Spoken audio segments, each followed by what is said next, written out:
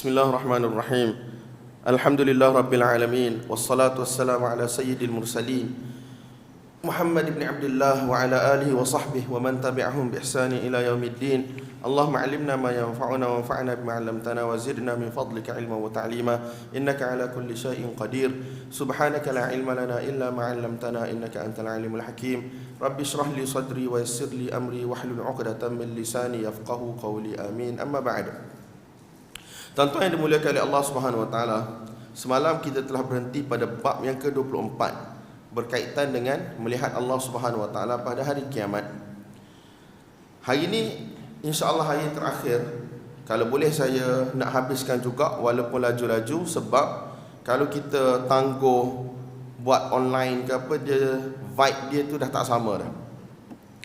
Jadi ada beberapa cadangan daripada kawan-kawan.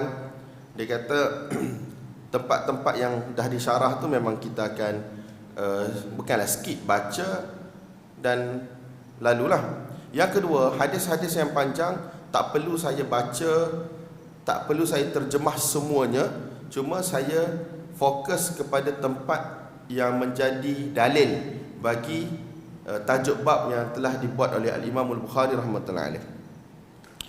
Cumanya tuan-tuan, satu lagi, terjemahan yang tuan-tuan dapat ni, tuan-tuan kena double check, double confirm dengan terjemahan yang lebih autentik. Saya tak tengok lagi, tetapi satu peringatan umum, cuba tengok, double check dengan terjemahan yang lebih autentik. Kalau tanya saya suka terjemahan bahasa Inggeris sebenarnya, sebab kebanyakan terjemahan bahasa Inggeris ni dibuat oleh orang yang belajar lah. Kalau ada terjemahan-terjemahan yang lain yang tuan-tuan rasa bagus, telah telah diiyakan oleh ahli ilmu, boleh gunalah terjemahan tersebut. Wallahu a'lam bissawab. So kita akan sambung hari ini dengan hadis yang ke-7437. Yang hadis yang panjang tu lah yang kita berhenti semalam tu kan. Wa bisanadil muttasil minna ila al-imam Abi Abdullah Muhammad ibn Ismail al-Bukhari rahimahullahu rahmatan wasi'ah wa nafa'ana bi'ulumihi wa 'ulumikum fid darain amin, annahu qala حدثنا عبد العزيز بن عبد الله قال حدثنا إبراهيم بن سعد عن ابن شهاب عن عطاء بن يزيد الليثي عن أبي هريرة رضي الله عنه أن الناس قالوا يا رسول الله هل نرى ربنا يوم القيامة فقال رسول الله صلى الله عليه وآله وسلم هل تضارون في القمر ليلة البدر قالوا لا يا رسول الله قال فهل تضارون في الشمس ليس دونها سحاب قالوا لا يا رسول الله قال فإنكم ترونه كذلك يجمع الله الناس يوم القيامة فيقول من كان يعبد شيئا فليتبعه فيتبع من كان يعبد الشمس الشمس ويتبع من كان يعبد القمر القمر ويتبع من كان يعبد الطواغيت الطواغيت. Jadi tuan-tuan, Abu Hurairah radhiyallahu anhu meriwayatkan bahawasanya sahabat-sahabat Nabi sallallahu alaihi wasallam bertanya kepada baginda Nabi sallallahu alaihi wasallam, wahai Rasulullah, adakah kami akan melihat Tuhan kami pada hari kiamat? Maka Nabi sallallahu alaihi wasallam bersabda, adakah kalian mempunyai sebarang masalah untuk melihat bulan pada malam bulan purnama? Mereka berkata, tidak wahai Rasulullah. Maksudnya boleh tengok jelas. Nabi sallallahu alaihi wasallam bersabda, adakah kalian bermasalah untuk melihat matahari pada siang hari yang mana tidak ada awan pada waktu tersebut?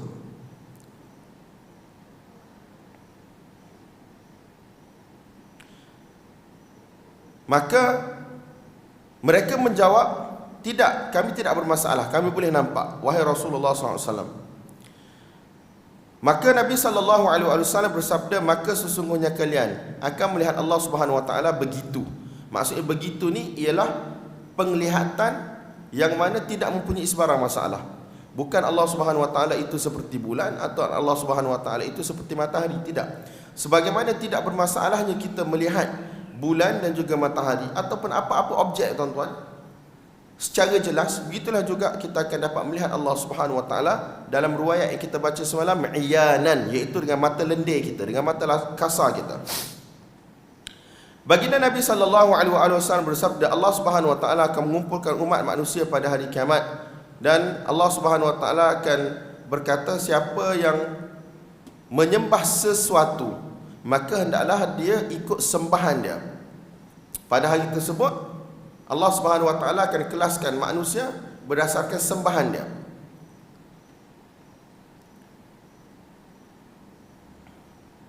Dan siapa yang mana menyembah matahari, hendaklah diikut matahari. Dan siapa yang mana telah menyembah matahari, dia akan ikut matahari. Allah Subhanahu wa taala bagi kenyataan arahan umum, siapa yang menyembah sesuatu, ikutlah sembahan dia. Maka orang yang mana menyembah matahari, dia akan mengikut matahari. Orang yang mana menyembah bulan, dia akan mengikut bulan. Dan orang yang mana menyembah tawaghit. Tawaghit ni plural bagi taghut. Taghut ni apa tuan-tuan? Senang ceritanya, setiap benda yang disembah selain daripada Allah secara batil, itu adalah taghut. Tapi biasa orang guna taghut ni apa tuan-tuan? Untuk orang kata patung berhala ni lah. Kalau orang sembah pokok kayu ke, busuk ke, apa ke, itu semua sebenarnya masuk di dalam nama tawaghit, dengan maksud yang umum, dengan maksud yang luas.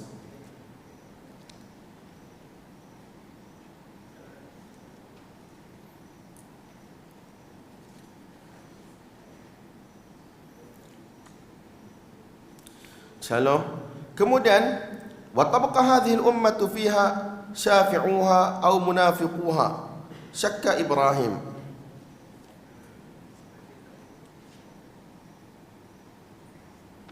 Selepas orang-orang kafir ni tuan-tuan, mereka yang mensyirikkan Allah dengan segala sesuatu, mereka ikut Tuhan masing-masing, maka hak ni geng-geng kafir ni campak dalam neraka awal lagi lah. Selepas itu akan tinggal umat yang beriman ataupun mengaku beriman. Orang Islam, orang beriman dengan golongan munafikin. Nampak tak tuan-tuan? Orang kafir yang dah sembah semua selain daripada Allah ni, yang confirm kafir ni, memang akan dicampak ke dalam neraka Allah Subhanahu wa taala. Cuma akan tinggal umat yang beriman dan yang mengaku beriman, iaitu golongan munafikin.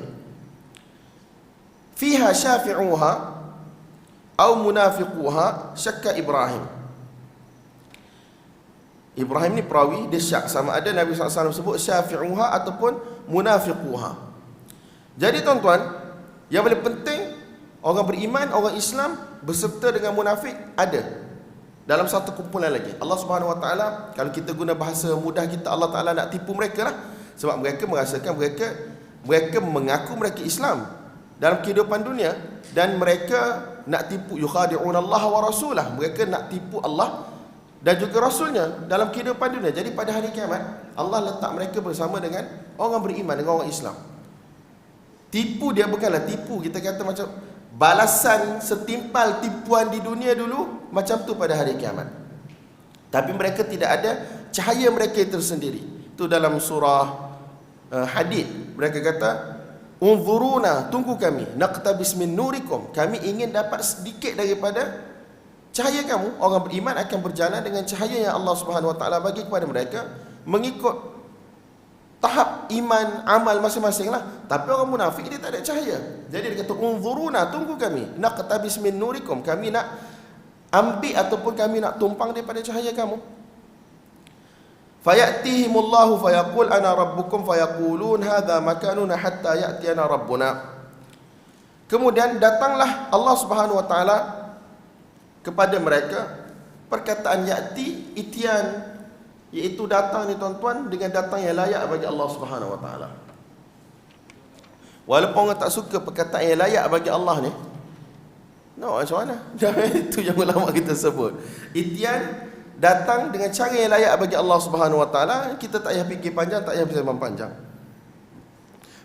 Kemudian Allah Subhanahu wa taala berkata, ana rabbukum, aku adalah Tuhan kalian. Fayaqulun, mereka berkata, hadza makanuna hatta ya'tiyana rabbuna. Mereka kata, ini tempat kami, kami tidak akan tinggalkan tempat kami sehinggalah Tuhan kami datang.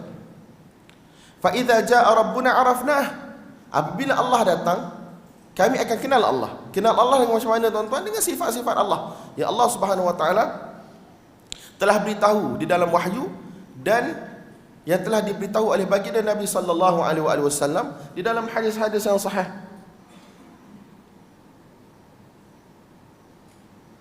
Kalau tengok dalam terjemah ni dia kata, inilah tempat kami dan kami tidak akan berganjak sehingga Tuhan kami datang. Apabila Tuhan kami datang, kami akan mengenalinya.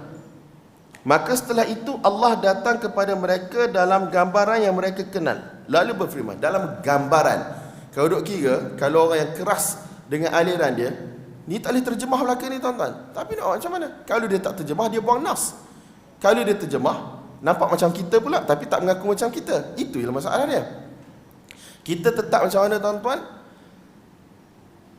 Sifat Allah sebagaimana Allah bagi tahu, Nabi bagi tahu, tapi kita tidak fikir, kita tidak gambarkan, tetapi kita beriman ialah sifat hakiki yang layak bagi Allah Subhanahu Wa Taala. Nampak dah tuan-tuan? Ini tempat-tempat yang orang tak biasa dalam perbahasan ilmu kalam dan seumpamanya, dia akan rasa pelik.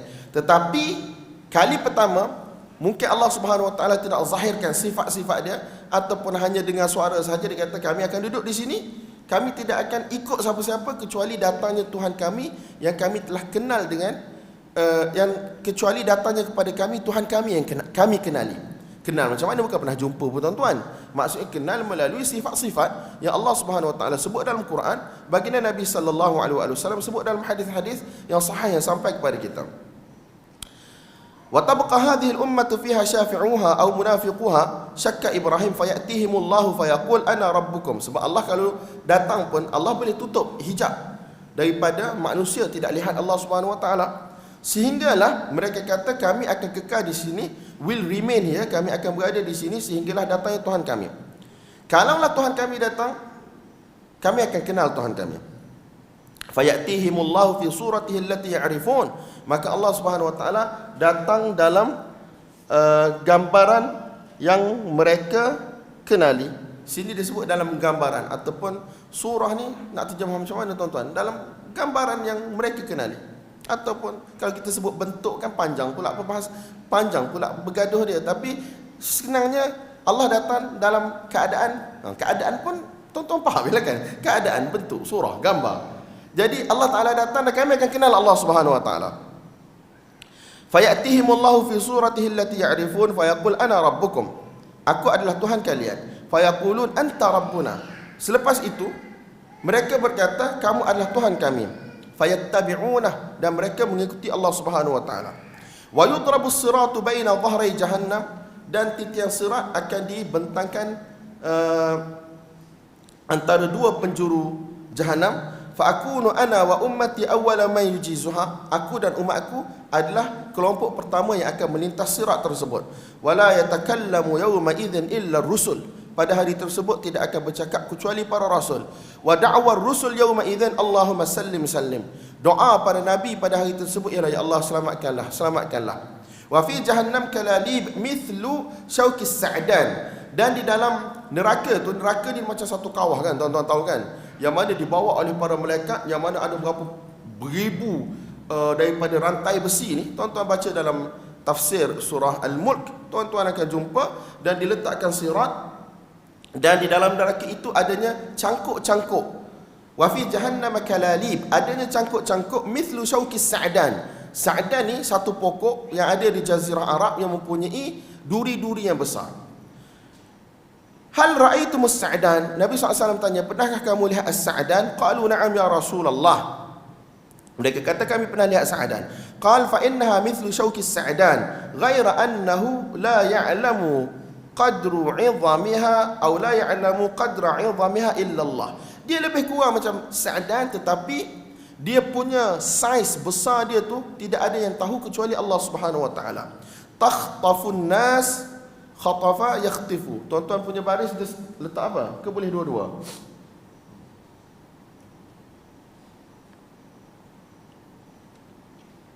Tuan-tuan, baris tuan-tuan dia letak apa situ? Takhtafu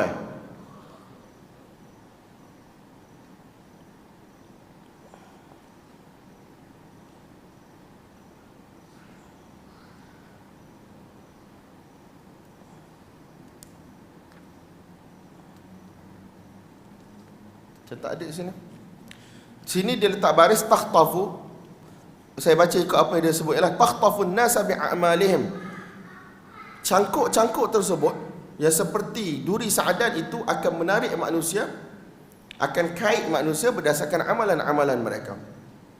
Faminhumul mubaqu bi'amali, na'udzubillah, ada di antara mereka yang mana akan terbenam ke dalam neraka disebabkan oleh amalan dia. Wa minhumul mukhardalu awil mujaza aw nahwu, dan ada di kalangan mereka, senang cerita tuan-tuan, ni perkataan-perkataan saya nak terjemah pun payah juga, sebab bukan semua perkataan tu saya ingat maksud dia. Senang cerita, ada yang mana ada kena luka yang sikit, ada luka yang banyak, ada yang mana tertarik masuk dalam neraka terus. Nampak tak? Berdasarkan amalan masing-masing. Thumma yatajalla hatta idza faraghallahu minal qada'i bainal ibad. Selepas itu, selepas Allah Subhanahu wa taala selesai membuat keputusan di antara manusia, hisab telah berlalu, wa arada an yukhrija bi rahmatihi man arada min ahli an-nar, amara al-malaikata an yukhriju min an-nar man kana la yusyriku billahi syai'a. Selepas habis buat keputusan di kalangan manusia, sebahagian orang beriman, semoga Allah selamatkan kita semua, telah dimasukkan ke dalam neraka Allah Subhanahu wa taala sebagai balasan terhadap maksiat-maksiat yang mereka lakukan. Apabila Allah Subhanahu wa taala ingin keluarkan daripada neraka orang-orang yang beriman ini, Allah Subhanahu wa taala telah perintahkan para malaikat supaya para malaikat mengeluarkan daripada neraka orang yang mana tidak mensyirikkan Allah Subhanahu wa taala dengan segala sesuatu. Mimman aradallahu an yarhamahu mimman yashhadu an la ilaha illallah faya'rifunahum fin nar bi athari sujud. Mereka ni bila dikeluarkan daripada neraka ataupun ketika mana mereka berada dalam neraka, mereka akan dikenali dengan kesan solat mereka. Ta'kulun nar ibna Adam illa athara sujud. Neraka akan makan anak Adam. Semoga Allah SWT pelihara kita semua tuan-tuan, kecuali kawasan sujud ini kesan tu masih ada. Jadi malaikat kenal mereka berdasarkan kesan itu. Haramallahu 'alan nari an ta'kula athara sujud fayakhrujuna minan nari qad imtuhishu. Jadi bila mereka keluar daripada neraka, mereka berada dalam keadaan orang kata hitam legam gitulah tuan-tuan, macam rentung lah kan. Fa yusabbu 'alaihim ma'ul hayah, dan dijiruskan kepada mereka air yang dinamakan sebagai air kehidupan.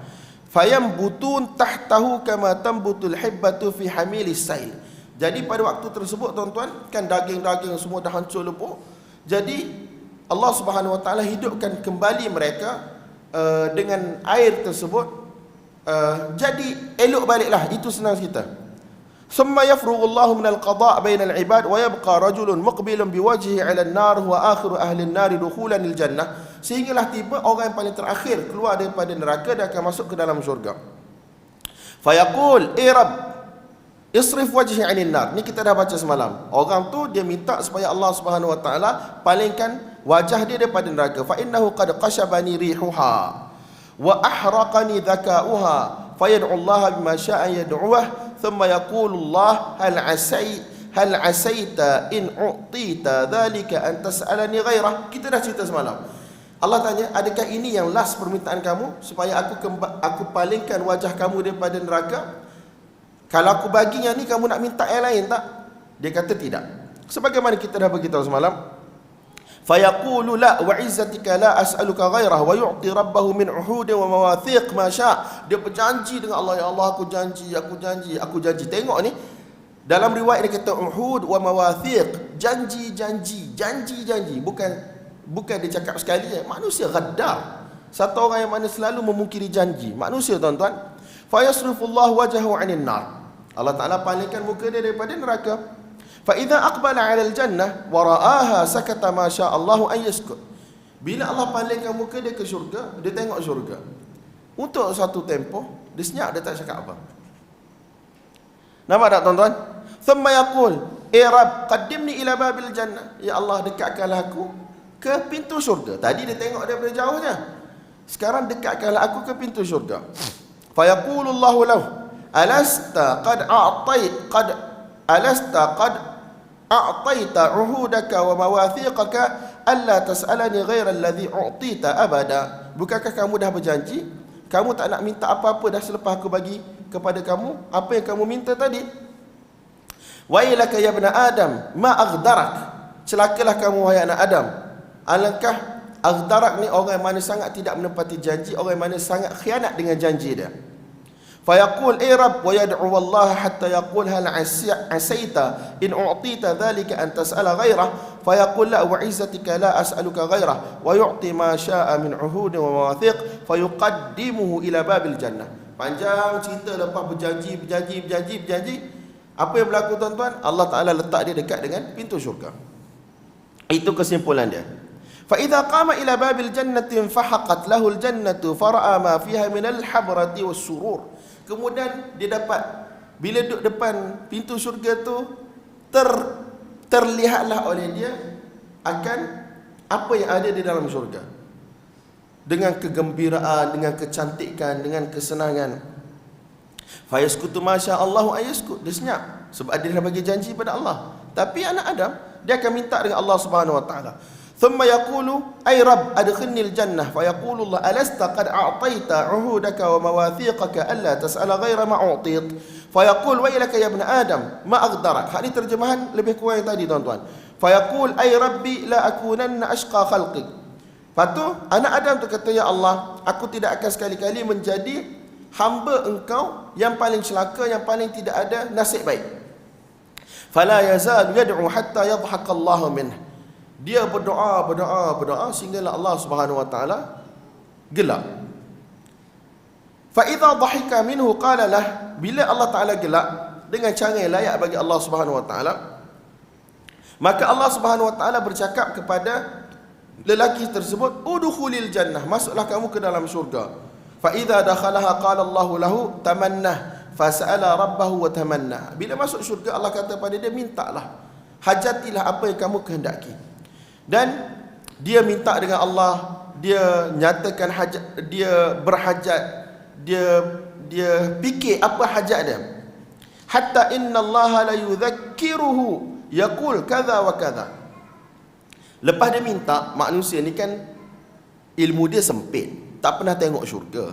Kalau orang bagi, hari ni aku bawa engkau pergi ke restoran, kau makan apa kau nak makan, manusia ni dia akan minta apa yang dia biasa je. Paling teruk dia minta tom yum dengan telur dadah, dah itu dia biasa. Betul tak? Kalau pergi ke mall, ambil apa yang kamu suka, dia akan ambil biasanya benda yang dalam kepala dia je. Tambahan pula kalau manusia tu memang manusia miskin, tak pernah ada apa-apa dalam kehidupan dia.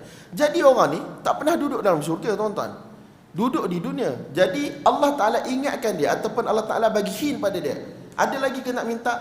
Mintalah benda ni, mintalah benda ni. Lebih kurang itu percakapan mudah kita untuk faham apa yang sedang berlaku ni. Hatta qata'at bihil amani, sehinggalah apa tuan-tuan, tak ada apa dah dia nak minta. Qala Allah dzalika laka wa mithluhu ma'ah, bagi kamu perkara itu dan sepertinya lagi, seganda daripada itu lagi. Qala Atha bin Yazid wa Abu Sa'id al-Khudri ma'a Abi Hurairah radhiyallahu ta'ala anhuma. Pada waktu tersebut, hadis ni kita baca daripada riwayat siapa tuan-tuan? Kita baca daripada riwayat Abu Hurairah. Atha ibn Yazid, dia adalah anak murid Abu Hurairah. Cuma Atha ibn Yazid bagi tahu, dan ketika mana Abu Hurairah radhiyallahu ta'ala anhu meriwayatkan hadis ini, Abu Sa'id al-Khudri radhiyallahu ta'ala anhu ada bersama dengan Abu Hurairah. La yaruddu alaihi min hadithihi syai'a. Abu Sa'id al-Khudri, dia apa tuan-tuan? Dia iakan apa yang Abu Hurairah riwayatkan. Kita dah isyarat semalam, Abu Hurairah dalam riwayat dia dapat syurga sekali ganda, betul tak? Hatta idza haddatha Abu Hurairah radhiyallahu ta'ala anhu anna Allah tabaraka wa ta'ala qala dzalika laka wa mithluhu ma'ah. Abu Hurairah kata, syurga ini untuk engkau dan satu kali ganda lagi syurga ini. Bila sampai dekat ayat ni, qala Abu Sa'id al-Khudri radhiyallahu ta'ala anhu wa 'ashratu amthalihi ma'ah, bahkan 10 kali ganda itu lagi untuk dia. Nampak tak tuan-tuan? Ya Abu Hurairah, Abu Sa'id dia betulkan Abu Hurairah, bukan sekali ganda, 10 kali ganda. Qala Abu Hurairah ma hafiztu illa qawlahu dzalika laka wa mithluhu ma'ah. Yang aku hafal sekali ganda je. Qala Abu Sa'id al-Khudri ashhadu anni hafiztu min Rasulillah sallallahu alaihi wasallam qawlahu dzalika laka wa 'ashratu amsalih. Tapi aku bersaksi bahawasanya aku telah hafal daripada Nabi sallallahu alaihi wasallam, Nabi kata 10 kali. Qala Abu Hurairah fadzalika ar-rajulu akhiru ahli al-jannati dukhulan al-jannah. Maka itulah manusia yang terakhir yang masuk ke dalam syurga Allah Subhanahu wa taala. Cara nak faham hadis ni, perselisihan nombor ni ada dua lah biasa yang ulama kata. Yang pertama mungkin Abu Hurairah dia terlupa. Abu Sa'id Al-Khudri dia siap bersumpah lagi. Kalaulah mereka mendengar hadis ini serentak daripada Nabi sallallahu alaihi wasallam. Cara yang kedua, kalau mereka dengar tak serentak. Jadi kita kata dalam satu majlis Nabi bagi tahu sebanyak tu 10. Tetapi dalam majlis yang lain berdasarkan ilmu yang Allah SWT bagi tahu kepada Nabi 10 kali ganda. Yang pertama 10, tapi dalam majlis lain yang Abu Hurairah tidak hadir 10 kali ganda. Macam fadilat pahala semayang berjemaah lah. Ada riwayat 25, ada riwayat 27. Jadi ulama mereka akan gabungkan. Kalau dua-dua riwayat tu sahih, ulama akan cuba mengharmonikan antara ni lah. Antara jawapan yang diberi ialah asalnya Nabi SAW sebut 25 antara jawapan. Asalnya ialah 25, tapi selepas tu Allah SWT memberi lagi kelebihannya, fadilatnya, Allah Ta'ala naikkan 27. Nampak tak? Wallahu a'lam bissawab. Jadi benda ni kita tak perlu bahas panjang lebar, tuan-tuan. Yang paling penting, dua-dua jawapan pun masuk akal kita. Adakah Abu Hurairah maksum, tak salah langsung? Tidak. Tetapi kalau Abu Hurairah salah, ini menunjukkan kepada apa, tuan-tuan? Harakah naqdiyah, iaitu gerakan mengkritik hadis Nabi SAW telah berlaku sejak daripada zaman sahabat lagi. Bukan mengkritik ni tak nak terima hadis Nabi, tak. Iaitu gerakan berhati-hati dalam menerima sesuatu yang dinisbahkan kepada Nabi SAW. Oh, ni orang tengok ni letih. Jazakallah khairan, taslamu, barakallah fiik. Tuan-tuan tak dengki kan? Jadi tuan-tuan dimulakan oleh Allah Subhanahu wa taala, gerakan kritik hadis ini telah wujud pada zaman Nabi sallallahu alaihi wasallam. Bukanlah kerana kritik itu pada batang tubuh, tidak. Mereka ni adalah orang yang terpercaya, udul, thiqat, orang yang mana terpercaya, tetapi tidak bermakna mereka tidak melakukan dosa. Kalau mereka melakukan dosa, mereka segera bertaubat, ataupun kalau dosa kecil akan diampunkan oleh Allah Subhanahu wa taala dengan amalan-amalan kebaikan mereka lah, solat, puasa dan seumpamanya. Kalau mereka melakukan kesilapan dari sudut hafalan, itu akan dibetulkan oleh para sahabat yang lain. Tetapi mereka para sahabat la yata'ammaduna al-kadhib ala Rasulillah sallallahu alaihi wasallam. Mereka tidak akan sekali-kali sengaja berdusta kepada Nabi sallallahu alaihi wasallam. Nampak tak, tuan-tuan? Itu maksud adalatus sahabah, keadilan para sahabat di sisi ahli sunnah. Hadis yang seterusnya, hadis ni tuan-tuan sama dengan hadis yang tadi juga, cuma dengan lafaz yang berbeza. Saya tidak akan terjemah dah kali ini. Wa bihi qala hadatsana Yahya bin Bukair qala hadatsana Laits bin Sa'id an Khalid bin Yazid an Sa'id bin Abi Hilal an Zaid an Atha bin Yasar an Abi Sa'id al-Khudri radhiyallahu ta'ala anhu annahu qala qulna ya Rasulullah hal nara rabbana yawm al-qiyamah qala hal tudarruna fi ru'yati asy-syamsi wal qamari idza kanat sahwa qulna la قال فإنكم لا تضارون في رؤية ربكم يومئذ إلا كما تضارون في رؤيتهما ثم قال ينادي مناد liyadhhab kullu qaumin ila ma kanu ya'budun. Tuan-tuan, di sini biasanya orang yang mengingkari Allah Ta'ala bercakap dengan suara yang didengari, dia akan guna hadis inilah yang seperti dia kata yunadi munadin, akan ada satu orang pemanggil yang akan panggil. Jadi pada kita ada ketikanya Allah suruh malaikat dia yang panggil, ada ketikanya Allah Ta'ala sendiri yang bercakap. Payah apanya, tuan-tuan? Takkan semua benda kita nak guna kaedah hamlul mutlaq alal muqayyad. Nampak tak? Bila kata fayaqul, fayunadi, ada seseorang yang bercakap, ada seseorang yang memanggil, tapi tak bagi tahu siapa yang cakap, siapa yang panggil. Tetapi dalam konteks siyak tu kita boleh faham Allah yang sedang bercakap. Tiba-tiba dia datang dekat hadis yang macam ni, fayunadil munadi, ada seorang yang memanggil. Jadi biasanya mereka akan kata yang panggil ni ialah malaikat. Nampak tak? Jadi pada kita, tuan-tuan, ada ketika Allah suruh malaikat yang panggil, ada ketika Allah sendiri yang bercakap dengan hamba-hamba dia. Nanti kita akan jumpa bab ni, tuan-tuan. Manusia didirikan di dalam mahkamah Allah, bercakap dengan Allah, laisa bainahu wa bainallahi turjuman. Mereka bercakap dengan Allah, tidak ada penterjemah antara mereka dengan Allah Subhanahu wa taala. Tak ada orang lain tuan-tuan. Manusia dihisab oleh Allah Subhanahu wa taala sendiri. Laisa bainahu wa bainallah turjuman. Tidak ada orang yang menjadi penterjemah antara makhluk yang sedang dihisab itu dengan Allah Subhanahu wa taala. Yunadi munadin, ada orang yang akan panggil, liyadhhab kullu qaumin ila ma kanu ya'budun fayadhhab ashabus salib ma'a salibihim wa ashabul awthani ma'a awthanihim wa ashabu kulli alihatin ma'a alihatihim hatta yabqa man kana ya'budu Allah min barrin aw fajirin wa ghubbaratin min ahli alkitab ثم يؤتى بجهنم تعرض كأنها سراب فيقال لليهود ما كنتم تعبدون قالوا كنا نعبد عزير بن الله فيقال كذبتم لم يكن لله صاحبة ولا ولد فما تريدون قالوا نريد أن تسقينا فيقال اشربوا فيتساقطون في جهنم ثم يقال للنصارى ما كنتم تعبدون فيقولون كنا نعبد المسيح ابن الله فيقال كذبتم لم يكن لله صاحبة ولا ولد فما تريدون فيقولون نريد أن تسقينا فيقال اشربوا فيتساقطون حتى يبقى من كان يعبد الله من بر أو فاجر فيقال لهم ما يحبسكم وقد ذهب الناس فيقولون فارقناهم ونحن أحوج منا إليه اليوم وإنا سمعنا مناديا ينادي ليلحق كل قوم بما كانوا يعبدون وإنما ننتظر ربنا قال فيأتيهم الجبار في صورة غير صورته التي رأوه فيها أول مرة فيقول أنا ربكم فيقولون أنت ربنا فلا يكلمه إلا الأنبياء فيقول هل بينكم وبينه آية تعرفونه فيقولون الساق. Tuan-tuan, di sini Allah Ta'ala tanya bagaimana manusia yang beriman ni kenal Allah SWT. Fayaqulun, mereka kata as-saq. Kalau kita terjemah, betis lah. Shin, betul tak? Betis. Bagaimana? Dengan sifat yang layak bagi Allah Subhanahu wa taala. Orang suka dengar, dia dengar. Tak nak suka dengar, lantak engkau lah. Fayakshifu an saqihi fayasjudu lahu kullu mu'min. Allah Subhanahu wa taala bukakan tirai, bukakan tirai. Macam terjemah dia macam mana? Angkat. Kalau kita sebut kain. Allah Subhanahu wa taala selak sehingga nampak sak Allah Subhanahu wa taala. Kita kena baca terjemahan sini, kita tengok.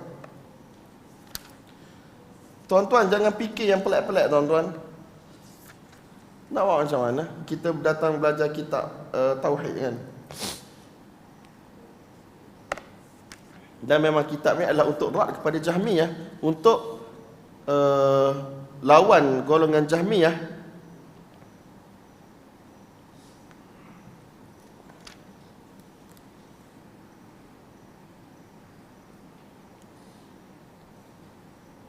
Tapi di sini dia tak letak dalam terjemahan, dia sebut as-saq sahaja. Mereka menjawab as-saq dan dia letak nombor nota kaki perkara-perkara yang dahsyat dan menakutkan pada hari akhirat.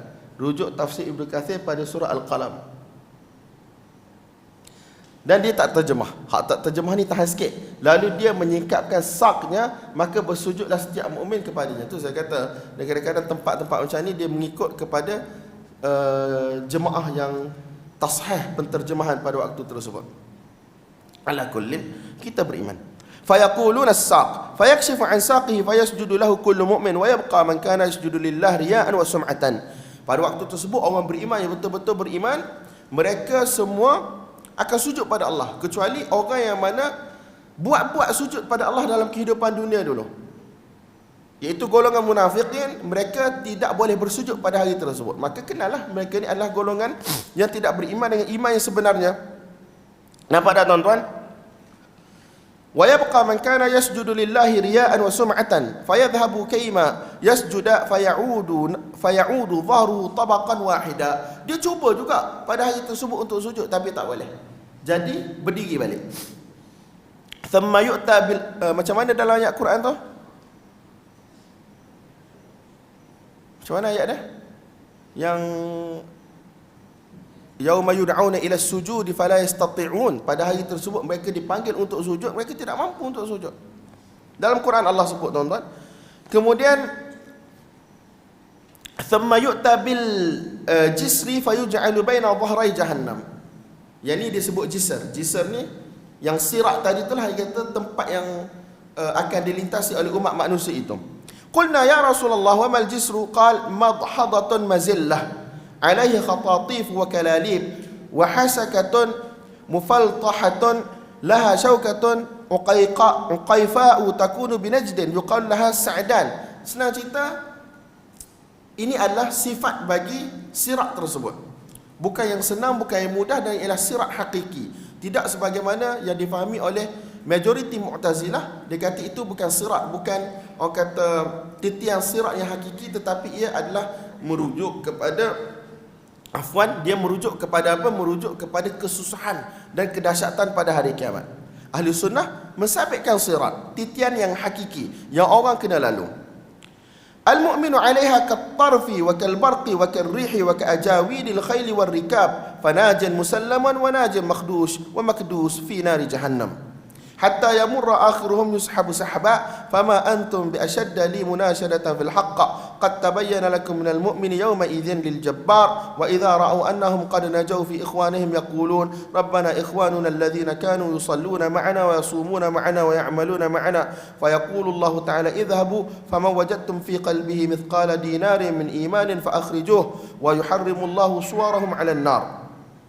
Tuan-tuan, selepas itu apabila orang-orang Islam yang melakukan maksiat kepada Allah Subhanahu wa taala masuk ke dalam neraka Allah Subhanahu wa taala, orang-orang yang baik di kalangan mereka kata, ya Allah, saudara-saudara kami, kawan-kawan kami, dulu mereka solat bersama kami, mereka berpuasa bersama kami, mereka melakukan amalan bersama kami, tetapi mungkin ada dosa-dosa yang dia buat secara sembunyi-sembunyi di rumah dia, di bilik dia, yang orang lain tak tahu. Jadi mereka telah dimasukkan ke dalam neraka kerana dosa itu. Jadi kawan-kawan ni tanya Allah Subhanahu wa taala, dan Allah Subhanahu wa taala suruh malaikat untuk keluarkan mereka, ataupun Allah Subhanahu wa taala suruh mereka untuk keluarkan kawan-kawan itu daripada neraka Allah Subhanahu wa taala. Ini antara perkara yang sangat penting, tuan-tuan, untuk ada suhbah salihah, untuk ada kawan-kawan yang baik. Kita bersama dengan mereka. Kalaulah kita bermasalah, na'udzubillah, la qaddarallah, pada hari kiamat nanti, mereka akan datang cari kita. Nampak tak? Jadi Allah Subhanahu wa taala telah memerintahkan untuk dikeluarkan daripada neraka tersebut orang yang ada walaupun sebesar dinar. Kalau kita terjemah mudah, sebesar duit shilling 5%, 2%, ada iman. Kita dah bagi tahu, iman ni dia tidak ada syak tetapi dia lemah. Macam mana tuan-tuan nak faham, saya pun tak tahu. Iman ni dia tidak ada syak tapi dia lemah. Macam lampu ada cahaya tetapi dia lemah. Bukan dia tak ada lampu terus. Nampak tak tuan-tuan? Dan walaupun Allah SWT campakkan mereka ke dalam neraka dahulu, tapi Allah SWT haramkan wajah mereka daripada dimakan oleh api neraka. Sebab kesan sujud itulah, anggota sujud, anggota solat yang manusia guna untuk solat ni Allah SWT jaga. Athar sujud, tempat sujud tu Allah SWT tidak akan bakar. Fayatunahum wa ba'dhum qad ghaba fin nar ila qadamihi wa ila ansafi saqai.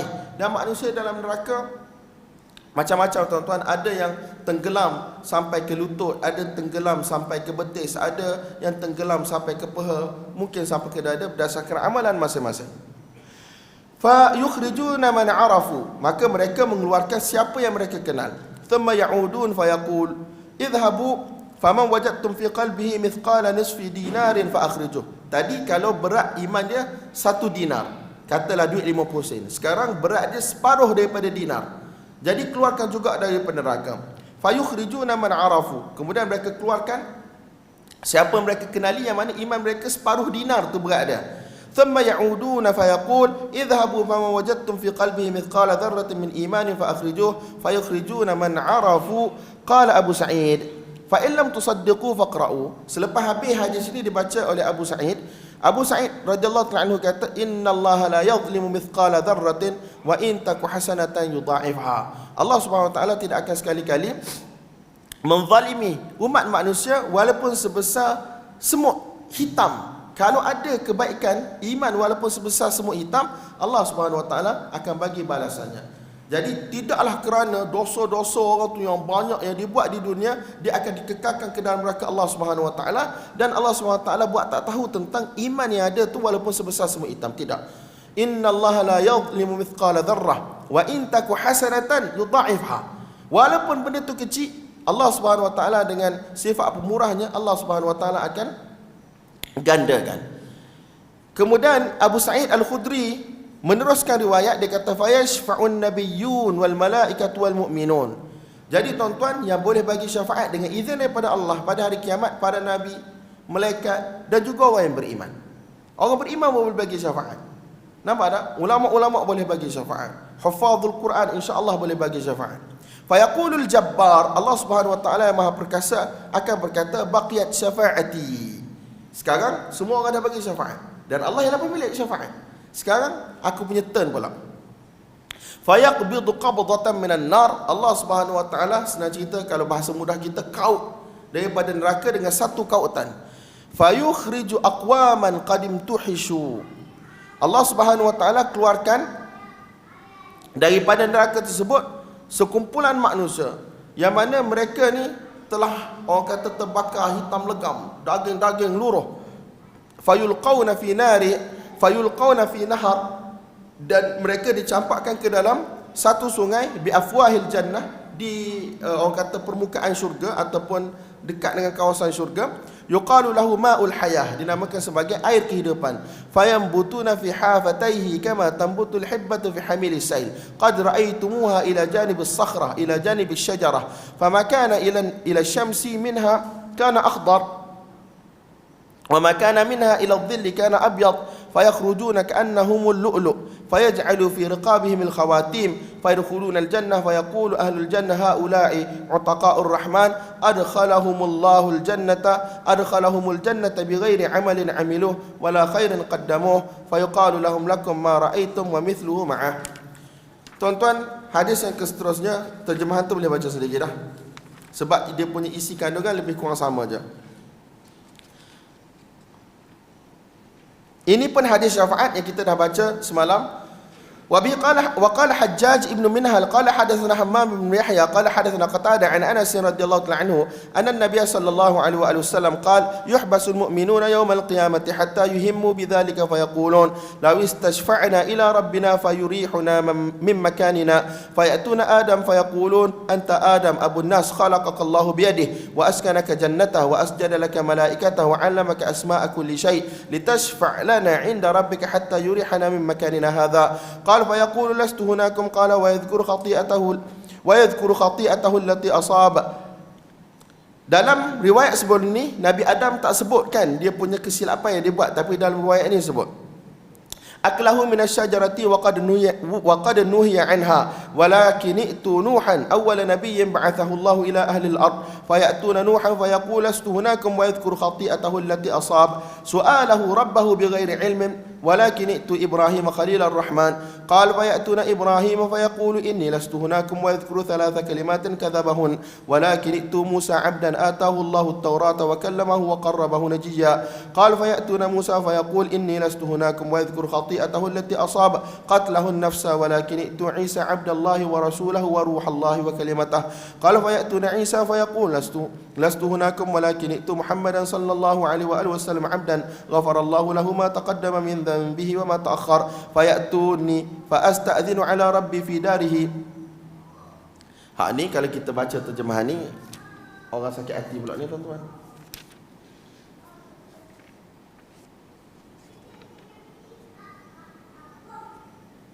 Apabila Nabi sallallahu alaihi wasallam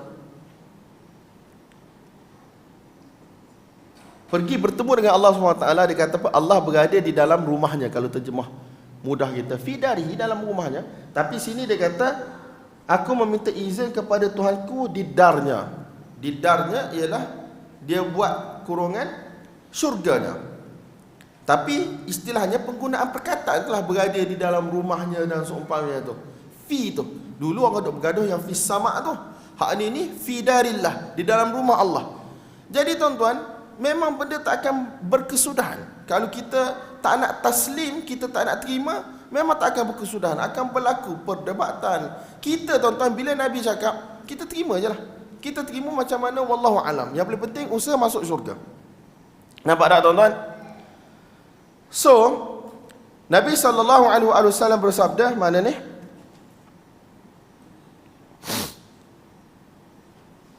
فأستأذن على ربي في داره فيؤذن لي عليه فإذا رأيته وقعت ساجدا فيدعني ما شاء الله أن يدعني ويقول ارفع محمد وقل يسمع واشفع تشفع وسل تعطى. قال فأرفع رأسي فأثني على ربي بثناء وتحميد يعلمنيه ثم أشفع فيحد لي حدا فأخرج فأدخلهم الجنة. قال قتادة وسمعته أيضا يقول فأخرجهم من النار وأدخلهم الجنة ثم أعود فأستأذن على ربي في داره فيؤذن لي عليه فإذا رأيته وقعت ساجدا فيدعني ما شاء الله أن يدعني ثم يقول ارفع محمد وقل اسمع واشفع تشفع وسل تعطى. قال فأرفع رأسي فأثني على ربي بثناء وتحميد يعلمنيه. قال ثم أشفع فيحد لي حدا فأخرج فأدخلهم الجنة.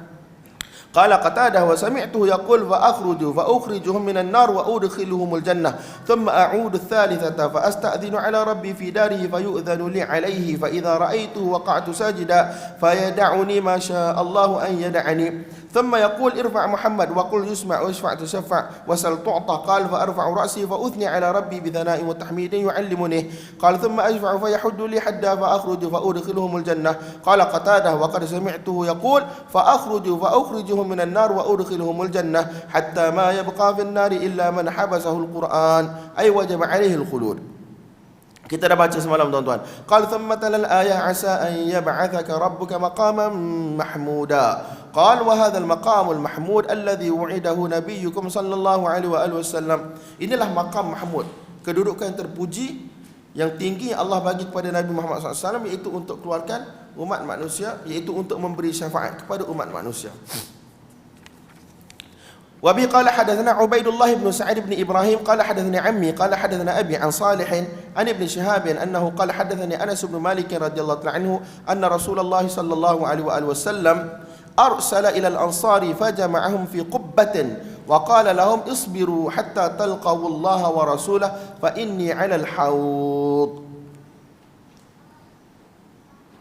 Tuan-tuan, hak ni cerita yang masyhur lah tuan-tuan tahu. Apabila berlaku Fatah Mekah, pembukaan kota Mekah, kemudian berlaku peperangan Hunain. Betul tak? Dan Nabi SAW dapat harta rampasan perang dan Nabi SAW bagi kepada pemuka-pemuka Quraisy yang baru masuk Islam. Jadi dengarlah desas-desus percakapan di kalangan orang Ansar. Nabi SAW telah tinggalkan kita, dengan erti kata tidak bagi sesuatu kepada kita, tetapi bagi kepada pemuka-pemuka Quraisy. Sehinggalah bila Nabi SAW dengar yang demikian, Nabi SAW kumpulkan orang Ansar di mana tuan-tuan, di dalam satu kemah, yang mana tidak ada di dalam kemah itu kecuali orang Ansar. Yang mana tidak ada di dalam kemah itu kecuali orang Ansar. Maka Nabi SAW kata isbiru. Nabi SAW beritahu kepada orang Ansar juga, kalau kamu hidup panjang nanti kamu akan jumpa, orang kata satu benda namanya favoritism. Maksudnya orang tak akan bagi pada kau, orang akan bagi kepada kroni dan seumpama. Jadi Nabi SAW kata, kamu kena sabar. Isbiru hatta talqawallaha wa rasulah. Kamu sabarlah sehinggalah kamu jumpa Allah Subhanahu wa taala dan juga rasulnya, iaitu pada hari kiamat nanti. Nabi kata fa inni 'alal haud, sesungguhnya aku akan berada di haud. Aku akan berada di mana? Aku akan berada di telaga tu untuk beri minum kepada umat manusia.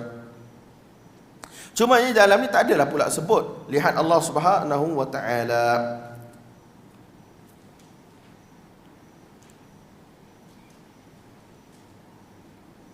Jadi hatta talqawullah, sehingga kamu bertemu dengan Allah.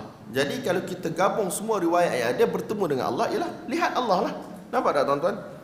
Kalau kita kata dalam kehidupan biasa kita, walillahil mathalul a'la, bagi Allah perumpamaan yang lebih tinggi. Kalau kita kata saya bertemu dengan fulan, maksudnya kita pergi dan lihat dia, baru kita kata bertemu. Wa bi qala hadatsani Thabit bin Muhammad qala hadatsana Sufyan an Ibn Jurayj an Sulaiman al-Ahwal an Tawus an Ibn Abbas radhiyallahu anhuma annahu qala kana an-nabiy sallallahu alaihi wa sallam idza tahajjada min al-lail qala Allahumma rabbana lakal hamdu anta qayyimus samawati wal ard. Ini pun kita dah baca semalam. Anta qayyimus samawati wal ard walakal hamdu anta rabbus samawati wal ard wa ma fihin walakal hamdu anta nurus samawati wal ard wa ma fihin anta al haqq wa qawluka al haqq wa wa'duka al haqq wa liqa'uka al haqq wal jannatu haqqun wan naru haqqun was sa'atu haqqun Allahumma laka aslamtu wa bika amantu wa alayka tawakkaltu wa ilayka khasamtu wa bika hakamtu faghfir li ma qaddamtu wa ma akhartu wa asrartu wa a'lantu wa ma anta a'lamu bihi minni la ilaha illa ant. Qala Abu Abdillah Qala Qais bin Sa'ad wa Abu Zubair an Tawus Qayyam wa qala Mujahid al-Qayyum al-Qa'im ala kulli syai'in wa qara Umar al-Qayyam wa kilahuma madhun. Jadi ni tuan-tuan, dia punya bukti dia lah waliqa'uka haqqun, bertemu dengan engkau adalah hak, benar. Jadi bila bertemu dengan Allah, lihat Allah Subhanahu wa taala. Ni kita dah baca semalam tuan-tuan. Walaupun tuan-tuan ada yang dah datang semalam, ada yang baru datang hari ni, kalau yang dah laju-laju ni tak ada masalah. Tapi balik kena check balik lah. Dia tak ada benda kita belajar ni tuan-tuan. Satu kali kita belajar, kita dengar semalam, hari ni patah habis, kita cari yang lain pula. Tak, benda tu tak akan lekat kecuali dengan ulang kaji. Dan beruntungnya kita tuan-tuan dalam dunia moden ni ada rekod. Dulu kita rekod guna apa tuan-tuan? Guna MP3, benda-benda macam tu. Sekarang dah rekod, kemudian ada rekod video pula. Jadi kalau kita tidak gunakan benda tu untuk, apa orang cakap, tidak gunakan benda tu untuk kebaikan kita, rugilah. Allah mudahkan. Kalau dulu orang nak kena tulis satu-satu, nak kena fokus lagi, nak kena tulis lagi. Tapi sekarang dah ada rekod. Tapi bila ada rekod ni, ada orang tak fokus, masalah pula. Sepatutnya kita fokus, dan bila kita balik, kita dengar balik rekod-rekod tu untuk kita ulang kaji. Wa bi qala hadatsana Yusuf bin Musa qala hadatsana Abu Usama qala hadatsana al-Amash an Khaythama an Adi bin Hatim annahu qala Rasulullah sallallahu alaihi wasallam ma minkum min ahadin illa sayukallimuhu rabbuhu laysa bainahu wa bainahu turjuman wala hijabun yahjubuhu.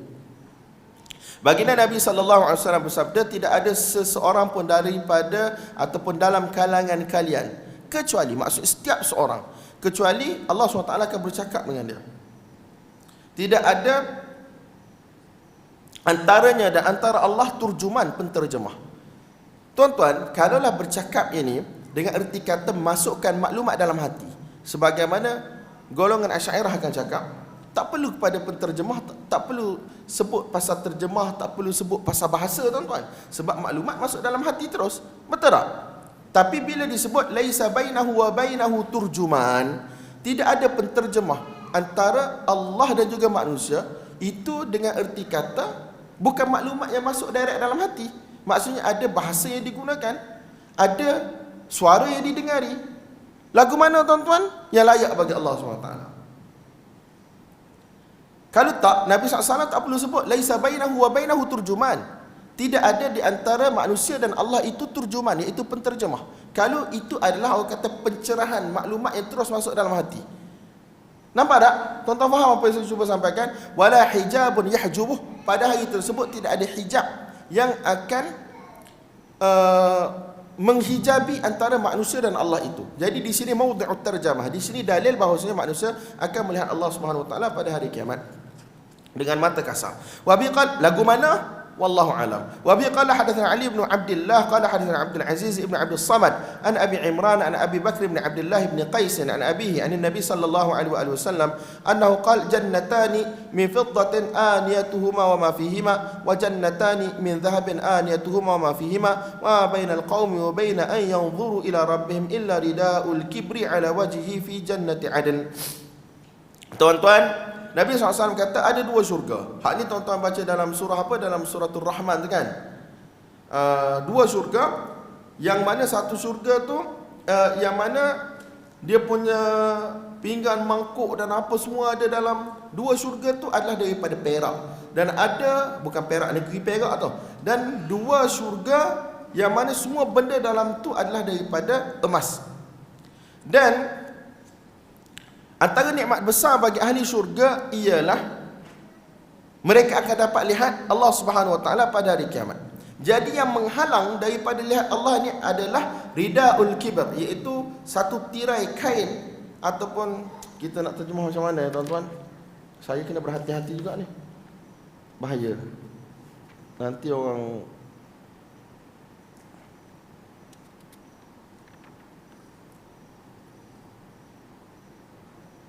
melainkan hijab keagungan pada zatnya di syurga Adan. Maksudnya ada hijab lah. Senang cerita, ada hijab. Dan hijab itu jika Allah SWT buka, maka manusia akan dapat lihat Allah SWT di dalam syurga Adan. وبه قال حدثنا الحميدي قال حدثنا سفيان قال حدثنا عبد الملك ابن عاين وجامع بن أبي راشد عن أبي وائل عن عبد الله رضي الله تعالى عنه أنه قال قال رسول الله صلى الله عليه وآله وسلم من اقتطع مال امرئ مسلم بيمين كاذبة لقي الله وهو عليه غضبان. Baginda Nabi sallallahu alaihi wasallam bersabda, sesiapa yang mana mengambil mana-mana harta seseorang yang mana bukan milik dia. Walaupun dalam ni dia sebut imri'in muslimin, harta orang Islam, tapi secara umumnya harta siapa-siapalah, tak boleh orang kafir pun. Kalau dia ni orang yang, especially dia ni duduk di dalam satu negara yang mana dia diberi keamanan, harta dia, jiwa dia, nyawa dia, mana boleh kita nak ambil. Dulu ada kawan-kawan kita yang cakap apa tuan-tuan, dia cakap non-Muslim di Malaysia ni adalah harbi. Budak-budak pondok ada juga yang kata harbi. Oh, zaman-zaman kuat negara Islam dulu kan. Jadi bila harbi, dia pun pergi kedai Cina, dia pun ambil tak bayar. Nah, boleh gitu. Tapi ada cerita ni berlaku tuan-tuan. Tapi masa mereka buat tu atas keyakinan dan keimanan mereka bahawasanya geng-geng non-Muslim tu harbi.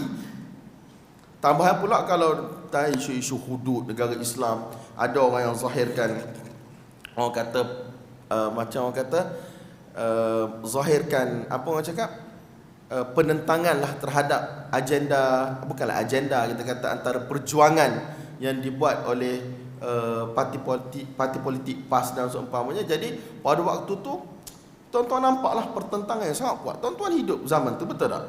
Sebelum zaman tahaluf siasi yang belakang-belakang ni, tapi zaman tu memang kuat. Jadi bila ada orang menzahirkan orang Islam pun dihukum kafir kalau tolak hukum Allah, apatah lagi kafir yang tolak, confirm dia naik status daripada musta'man muahad tu jadi harbi terus. Jadi tuan-tuan, mereka pun pergi ambil lah barang-barang dalam kedai itu tanpa bayar. Saya minta izin minum walaupun saya tak perlu minta izin pun sebenarnya. Jadi tuan-tuan, apa yang berlaku? Nabi SAW kata, sesiapa yang mana mengambil harta seseorang Muslim, tapi sebenarnya harta seseorang yang mana dipelihara oleh syarak, tak kira dia Muslim ataupun dia kafir. Nampak tak? Biyaminin kadhibah, dengan sumpah yang dusta.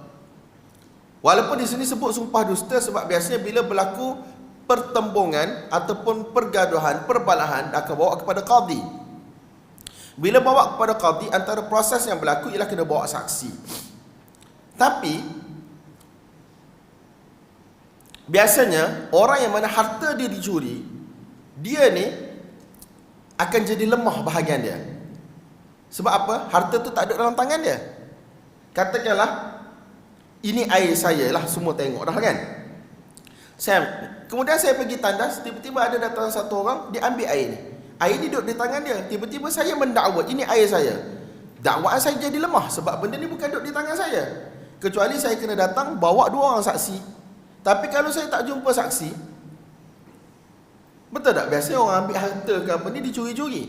Tak ada nama kita, tak ada nombor siri apa semua. Saya tengok satu iklan di Thai tu kan, yang budak tu dia bagi duit, lepas tu makcik yang jual tu dia bagi tak cukup. Dia kata budak tu bagi 500. Dia kata tak, aku bagi kau 1000. Makcik tu kata tak, aku bagi 500. Tak, aku bagi kau 1000. Nombor siri dia sekian. Makcik tu pun tengok. Jadi saksi ni tuan-tuan biasanya kita tak ada dalam kehidupan kita. So bila kita nak minta, kita tak bawa saksi. Bila tak bawa saksi, tak boleh jadi hak kita. Tetapi hakim akan suruh yang curi tadi tu, pada ilmu Allah Ta'ala dia curi, dan benda tu ada di tangan dia, dia akan suruh sumpah yamin untuk settlekan kes. Jadi dia pun bersumpah, demi Allah ini ialah barang aku. Itu maksudnya yamin kadhibah. Nampak tak? Dalam bab qada, dalam bab perundangan ni, tuan-tuan ketahuilah masalah dakwa, nukulul yamin apa semua, panjang-panjanglah cerita dia. Tapi ini konsep dia. Tetapi tidaklah hadis ini hanya terhad kepada orang yang bersumpah. Kadang-kadang dia ambil dalam keadaan orang tak tahu. Sehari dia ambil 10%, sehari dia ambil 10%, sehari dia ambil 10%. Apa sahaja harta orang yang dia ambil secara haram, maka pada hari kiamat dia akan bertemu Allah Subhanahu Wa Taala dalam keadaan Allah Subhanahu Wa Taala murka kepadanya.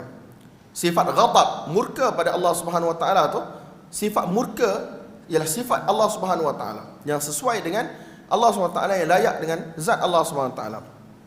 Tempat dia di sini, bukti dia laqiyallah, dia bertemu dengan Allah Subhanahu wa taala. Jadi bila bertemu dengan Allah boleh lihat Allah. Qala Abdullah ni siapa tuan-tuan? Ibnu Mas'ud radhiyallahu ta'ala anhu, thumma qara'a Rasulullah sallallahu alaihi wasallam misdaqahu min kitabillahi jalla dzikruh. Dia baca satu ayat, innal ladzina yashtaruna bi ahdillahi wa aymanihim thamanan qalilan ulaika la khalaqa lahum fil akhirah wa la yukallimuhumullahu yawmal qiyamati wa la yuzakkihim wa lahum 'adzabun alim. Saya rasa kita dah ayat dia. وبه قال حدثنا عبد الله بن محمد قال حدثنا سفيان عن عمرو عن ابي صالح عن ابي هريره رضي الله عنه عن النبي صلى الله عليه واله وسلم انه قال ثلاثه لا يكلمهم الله يوم القيامه ولا ينظر اليهم رجل حلف على سلعه لقد اعطى بها اكثر مما اعطى وهو كاذب ورجل حلف على يمين كاذبه بعد العصر ليقتطع بها مال امرئ مسلم ورجل منع فضل ماء فيقول الله يوم القيامه اليوم امنعك فضلي كما منعت فضل ما لم تعمل يداك. Tuan-tuan, baginda Nabi SAW berkata, 3 kumpulan manusia Allah SWT tidak akan bercakap dengan mereka pada hari kiamat. Nampak tak? Iaitu tidak bercakap dengan mereka pada hari kiamat. Tidak akan bercakap dengan Allah Ta'ala, tetap akan bercakap dengan hari kiamat. Pada hari kiamat sebab nak hisap ni. Tetapi tidak bercakap di sini ialah tidak bercakap dengan percakapan yang mana menggembirakan mereka. Kalau kita buat perumpamaan kita manusia, dah ada cikgu dengan anak murid dia yang memang baik, sekali je baru dia buat salah, dia akan bercakap dengan cara yang baik. Tapi kalau kata haprak yang selalu buat salah, yang selalu langgar disiplin, jadi cara bercakap dalam bilik kebal tu tak sama tuan-tuan, betul tak? Walillahil mathalul ala, dan bagi Allah ialah perumpamaan yang lebih lagi. Bahkan dalam hadis memang sebut ghadban, marah pun. Adakah cara Allah bercakap dengan orang beriman sama dengan cara Allah bercakap dengan orang yang tidak beriman? Ataupun dengan orang yang mana melakukan dosa dan juga maksiat? Tidak sama tuan-tuan. Jadi 3 golongan Allah SWT tidak akan bercakap dengan mereka dengan rahmat kasih sayang lah. Bahkan Allah marah. Dan Allah SWT akan tidak melihat kepada mereka. Tidak melihat kepada mereka ni, Allah Ta'ala tahu semua benda, tetapi Allah SWT tidak melihat kepada mereka dengan pandangan kasih sayang dan juga pandangan rahmat. Satu orang lelaki mana dia telah bersumpah, biasanya peniaga, dia telah bersumpah bahawasanya dia beli, rajulan halafa ala sil'ah, satu orang lelaki yang mana dia telah bersumpah berkaitan dengan satu barang jualan dia, yang mana dia telah beli harga tersebut, telah beli barang tersebut dengan harga yang mahal. Padahal dia beli modal dia RM1, tapi dia cakap saya dah beli RM1.5 dah ni. Nampak tak? Hak ni confirm berdosa dan Allah Ta'ala tidak akan tengok pada hari kiamat. Dalam hadis yang lain, Nabi SAW bersabda, sesiapa yang mana bersumpah ketika mana dia berjual beli, walaupun dia benar dalam sumpah dia, mamhaqatun lil barakah, benda itu akan menghilangkan berkat. Manfaqatun lis sil'ah, betul barang dia akan terjual, tetapi mamhaqatun lil barakah, benda itu akan hilang berkat dia. Walaupun dia bersumpah apa tuan-tuan? Bersumpah yang betul. Demi Allah, saya beli RM1. Sumpah dia betul. Dia cakap benda yang betul. Hak tu pun mamhaqatun lil barakah, akan menghilangkan keberkatan. Nampak tak? Apatah lagi kalau dia bersumpah dengan sumpah yang salah. Sumpah yang salah ni maksudnya dia tipu lah. Dia beli harga 50 sen, tapi dia kata saya ni beli harga RM1. Nampak tak? Tak perlu bersumpah, guna nama Allah. Allah tu jadi murah pada benda-benda yang melibatkan keduniaan. Jadi tuan-tuan, orang yang macam ni Allah SWT tidak akan lihat dia pada hari kiamat. Dan dalam hadis-hadis yang lain ada kes yang macam ni juga. Dia akan letak orang untuk buat tawaran yang tipu. Tak, memang ada orang, terutamanya orang ada dekat dengan kedai dia dah. Kemudian biasanya travelers ataupun turis yang kena kan.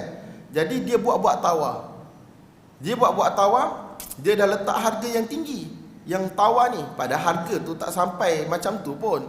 Jadi bila orang dah tengok, oh dia ni tawar harga banyak ni, tak dapat. Ataupun dia tawar harga banyak ni, orang bagi. So turis yang tak berapa tahu tentang pasaran tu, dia pun kata, oh inilah kod harga dia yang paling murah, padahal kawan tu beli RM1 je pun. Jadi orang diletak untuk tipu orang. Allah SWT tak suka tuan-tuan.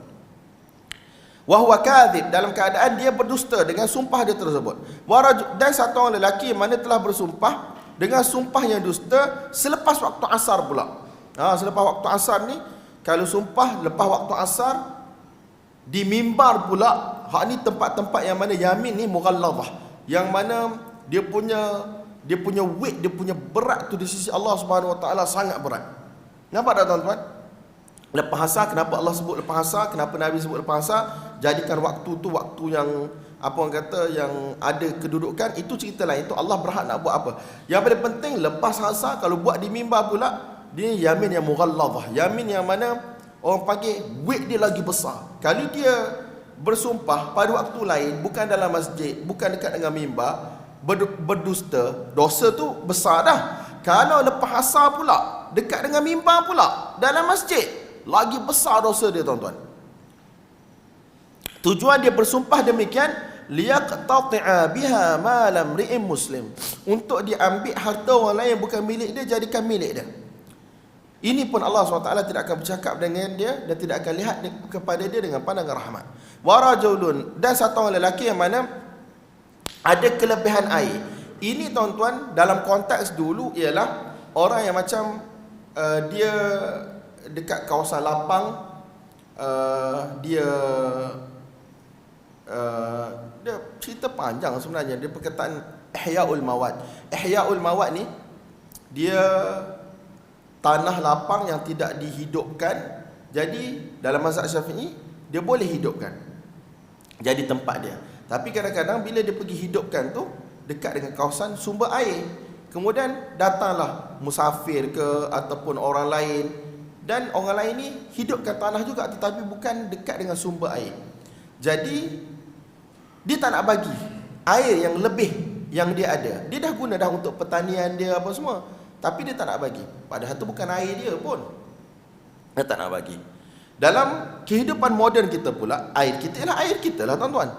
Orang kalau datang minta kita tak bagi, tak berdosa pun, selagi mana kalau dia tu tidak akan mati ataupun mudarat kalau kita tak bagi air tu. Itu cerita lain. Jadi dalam kes ni kita kena faham, takut kita pergi minta air dengan orang, kau tak bagi, Allah Ta'ala akan bercakap dengan kau pada hari kiamat.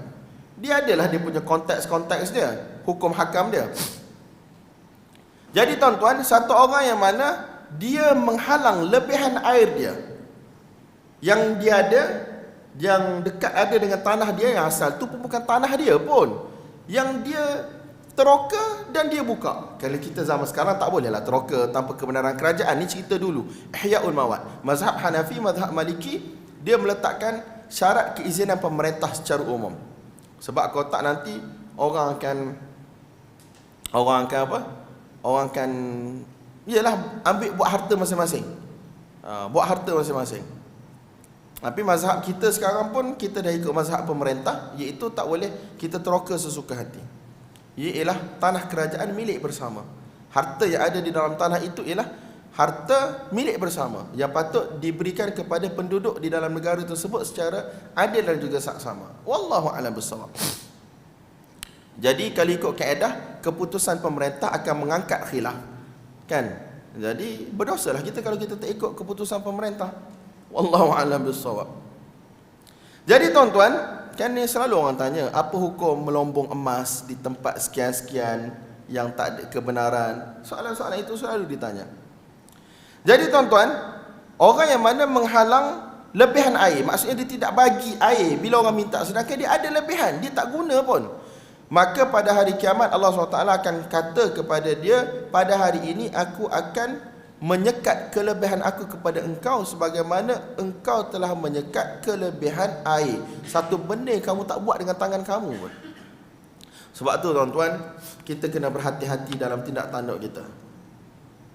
Bukanlah nak suruh kita jadi pemurah gila-gila sampai kita jadi miskin papa kedana, tetapi dia ada waktu ketika yang mana kita kena sedar lebihan-lebihan yang Allah bagi walaupun dengan susah payah kita. Cuba ingat tuan-tuan, kalaulah kita kedekut sangat, kalau Allah kedekutkan kita macam mana? Kaya kita pun dengan kelebihan daripada Allah. Wa bihi qala hadatsana Muhammad ibn al-Muthanna qala hadatsana Abdul Wahhab qala hadatsana Ayyub an Muhammad an ibn Abi Bakrah an Abi Bakrah radhiyallahu anhu an Nabi sallallahu alaihi wasallam annahu qala az-zamanu qad istadara ka hay'atihi yauma khalaqallahu as-samawati wal ard as-sanatu 12 syahra minha 4 hurum thalathun mutawaliyat dhul qa'dati wa dhul hijjati wal muharram wa rajab mudhar alladhi baina jumada wa sya'ban ayu syahrin hadha qulna Allah wa rasuluhu a'lam fasakata hatta dhananna annahu sayusammihi bighairi ismihi qala alaysa dhal hajjah أو ذا الحجة قلنا بلى قال أي بلد هذا قلنا الله ورسوله أعلم فسكت حتى ظننا أنه سيسميه بغير اسمه قال أليس البلدة قلنا بلى قال فأي يوم هذا قلنا الله ورسوله أعلم فسكت حتى ظننا أنه سيسميه بغير اسمه قال أليس يوم النحر قلنا بلى قال فإن دماءكم وأموالكم قال محمد براوينه وأحسبه قال وأعراضكم عليكم حرام كحرمة يومكم هذا في بلدكم هذا في شهركم هذا وستلقون ربكم فيسألكم عن أعمالكم ألا فلا ترجعوا بعدي ضلالا يضرب بعضكم رقاب بعض ألا ليبلغ الشاهد الغائب فلعل بعض من يبلغه أن يكون أوعى له من بعض من سمعه فكان محمد إذا ذكره قال صدق النبي صلى الله عليه وآله وسلم ثم قال ألا هل بلغت ألا هل بلغت.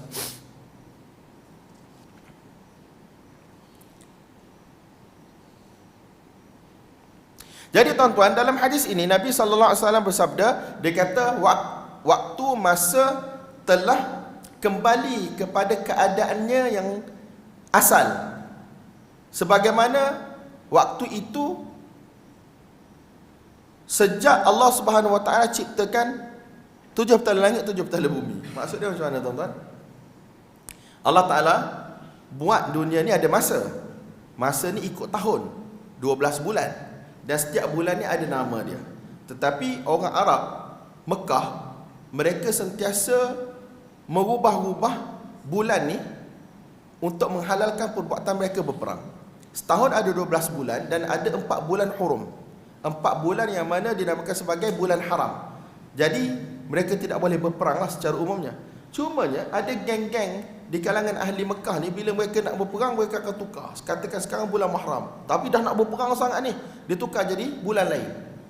Tuan-tuan fikirlah macam mana. Tapi bila Nabi SAW dah fatah Mekah, Nabi SAW ramai orang dah masuk Islam apa semua. Dan masa haji wada', haji perpisahan, Nabi kata Az-zaman qad istadara ka hay'atihi yawma khalaqallahu as-samawati wal ard. Masa ni, masa tu lah sebenarnya. Tetapi orang kata tertib penamaan bulan mengikut tertib itu telah kembali kepada tertib asal, sebagaimana hari yang pertama Allah SWT ciptakan 7 petala langit 7 petala bumi. Nabi SAW bersabda, setahun itu ada 12 bulan. Antara 12 bulan itu ada 4 bulan haram. Dan bulan haram ni dia ada hukum hakam dia.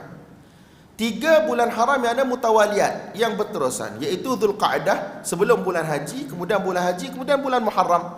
Betul tak? Kemudian Rajab Mudhar. Apa maksud Rajab Mudhar? Selepas Muharram, Safar. Lepas Safar, Rajab. Bukan? Rabiul Awal, Rabiul Akhir, Jumadal Ula, Jumadal Thaniyah, Rajab, Sya'ban, Ramadan. Betul tak? Jadi selepas Muharram tu ada lebih kurang dalam 5 bulan yang mana itu bukan bulan haram. Kemudian satu lagi ialah bulan Rajab Mudhar. Bulan Rajab ni kaum Mudhar mereka tidak akan pernah ubah. Tetapi kaum-kaum yang lain kalau mereka nak ubah bulan Rajab tu, mereka akan ubah. Dinamakan sebagai Rajab Mudhar sebab kaum Mudhar ni mereka tidak akan ubah bulan Rajab tu. Nampak tak tuan-tuan?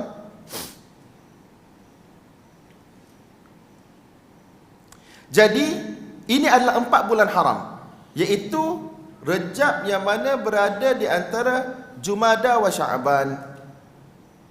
Rajab, Sya'ban, wa Rajab Mudhar alladhi baina Jumada wa Sya'ban. Betul lah. Rajab, Sya'ban, bawah tu Jumadah Thaniyah. Kita sebut Jamadil Awal, Jamadil Akhir kan. Tapi sebut dia yang betul setahu saya ialah Jumada. Jumadal Ula, Jumadah Thaniyah. Shalom. Kemudian Nabi SAW bertanya dalam khutbah tu, bulan apa ni? Para sahabat kata Allah dan Rasulnya lebih mengetahui. Mereka tahu je bulan tu, tetapi sahabat ni bila Nabi tanya satu benda yang terlalu obvious, jadi mereka kata mesti ada something.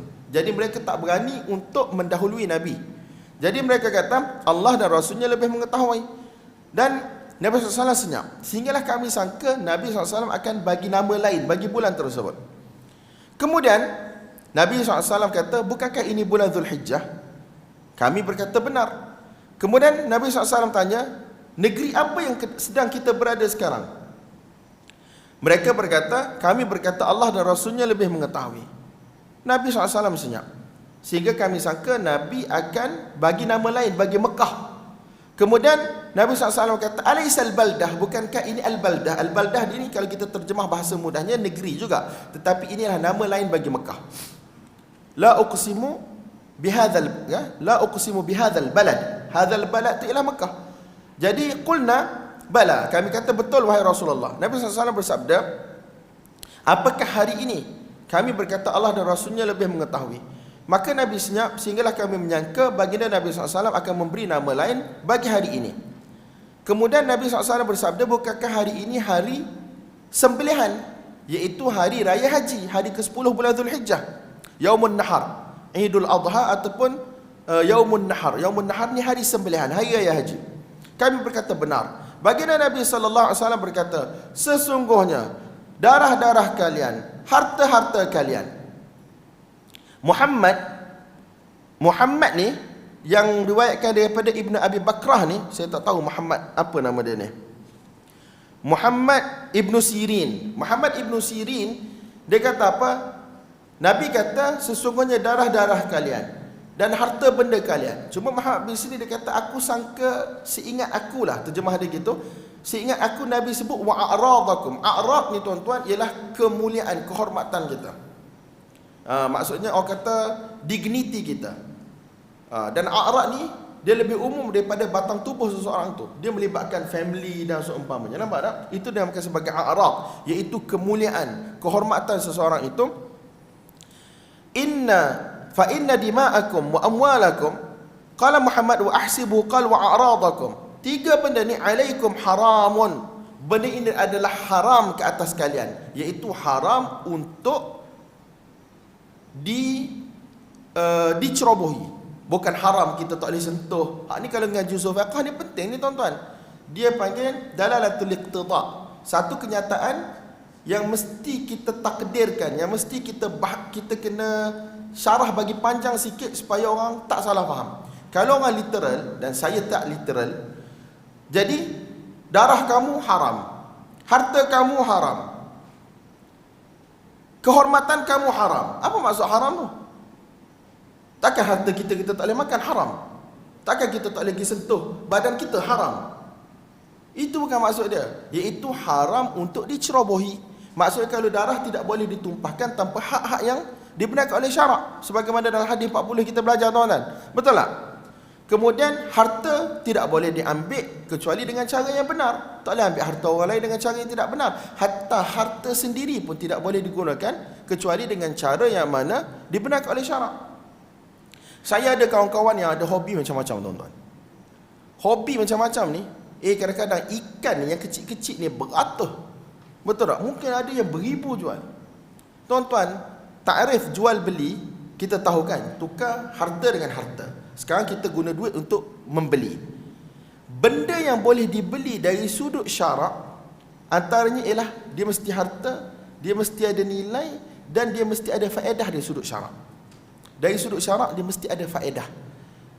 Nampak tak? Muntafa' bihi syar'an. Pada pandangan syarak benda tu ada faedah.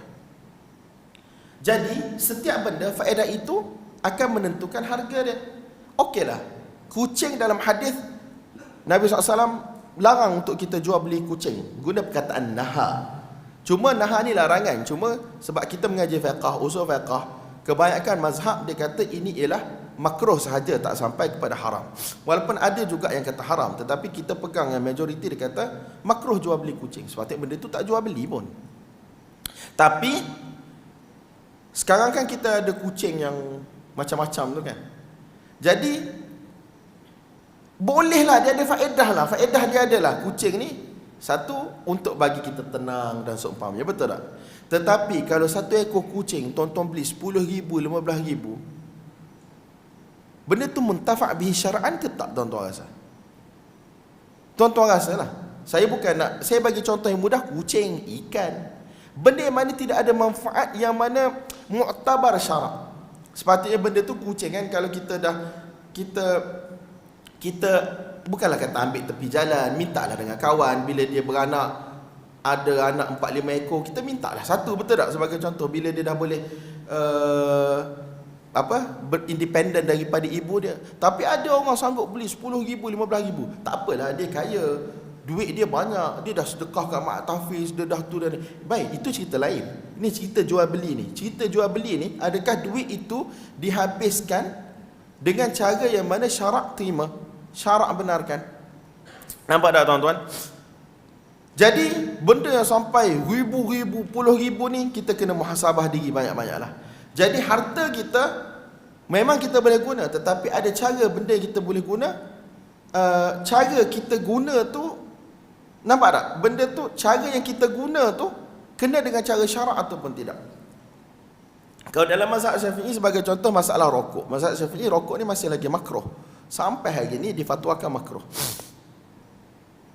Tetapi kalau orang mana guna duit dia untuk beli rokok sampai kepada had membazir. Had membazir ni tuan-tuan, dia ni kalaulah sistem Islam betul ada, qadi boleh sekat duit dia daripada digunakan. Dia panggil mahjur alaih. Dia ni disekat daripada guna duit dia sehingga dia kembali kepada kecerdikan. Nampak tak? Habis beli mercon masa musim raya, orang kata membazir. Betul dari satu sudut, kalau dia habis puluh-puluh ribu kan. Tapi ustaz kita pernah tanya, dia kata setakat RM5, RM10.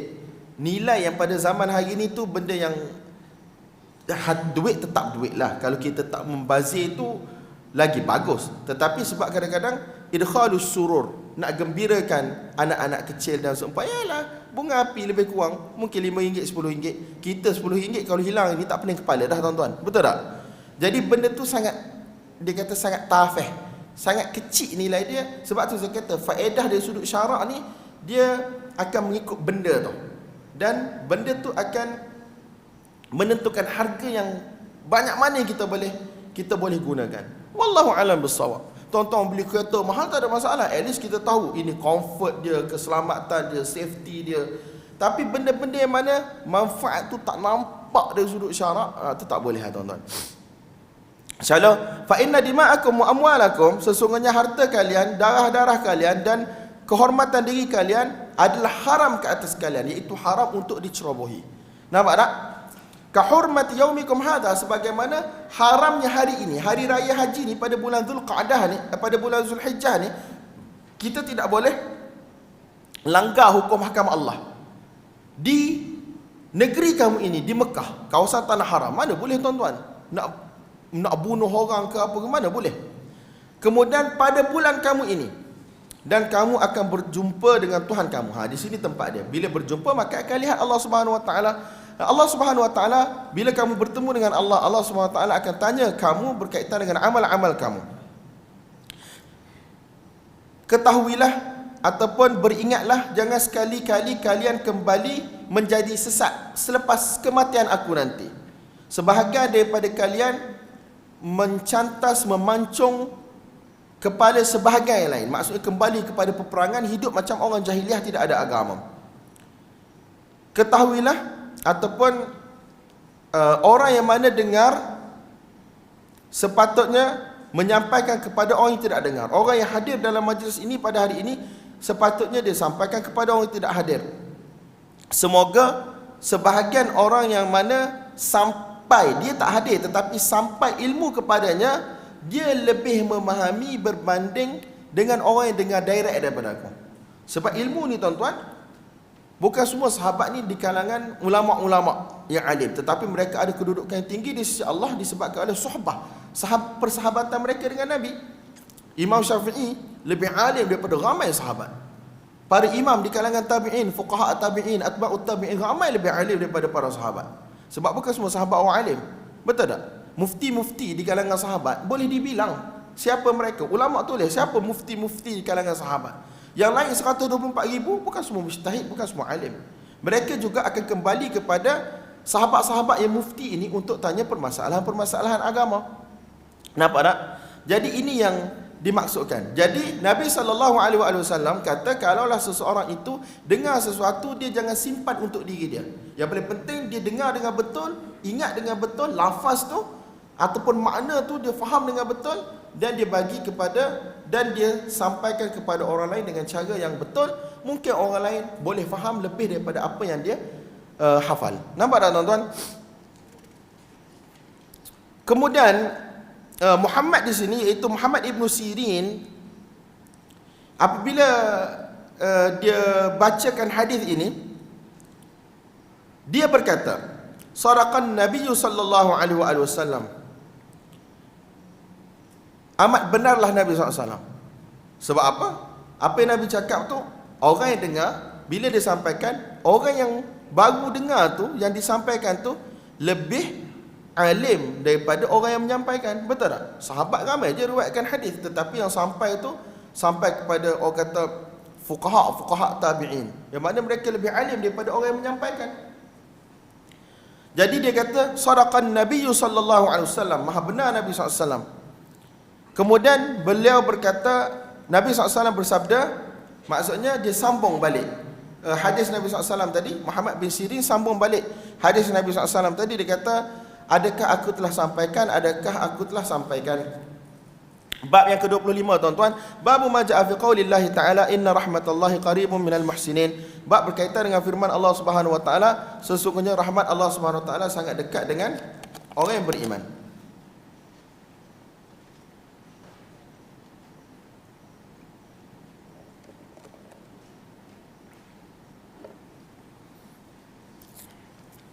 وبه قال حدثنا موسى بن إسماعيل قال حدثنا عبد الواحد قال حدثنا عاصم عن أبي عثمان عن أسامة رضي الله عنه أنه قال كان ابن لبعض بنات النبي صلى الله عليه وسلم يقضي. Ini kita dah baca sebelum ni, yang cucu Nabi sallallahu alaihi wasallam nazak nak meninggal, kita baca lah tuan-tuan.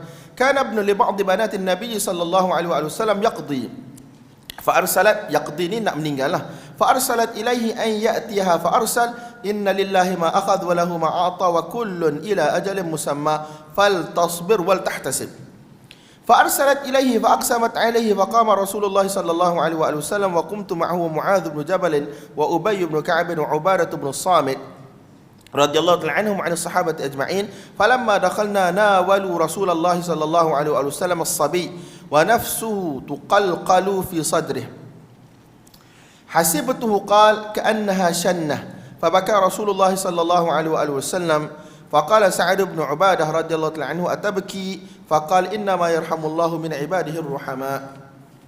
وابي قال حدثنا عبيد الله بن سعد بن ابراهيم قال حدثنا يعقوب قال حدثنا ابي عن صالح بن كيسان عن العارج عن ابي هريره رضي الله عنه عن النبي صلى الله عليه واله وسلم انه قال اختصمت الجنه والنار الى ربهما فقالت الجنه يا ربي ما لها لا يدخلها الا ضعفاء الناس وسقطهم وقالت النار يعني اوثرت بالمتكبرين فقال تعالى للجنة أنت رحمتي وقال للنار أنت عذابي أصيب بك من أشاء ولكل واحدة منكما ملؤها قال فأما الجنة فإن الله لا يظلم من خلقه أحدا وإنه ينشئ للنار من يشاء فيلقون فيها فتقول هل من مزيد ثلاثة أي قاله ثلاثا هل من مزيد هل من مزيد هل من مزيد حتى يضع فيها قدمه فتمتلئ ويرد بعضها إلى بعض وتقول قط قط قط.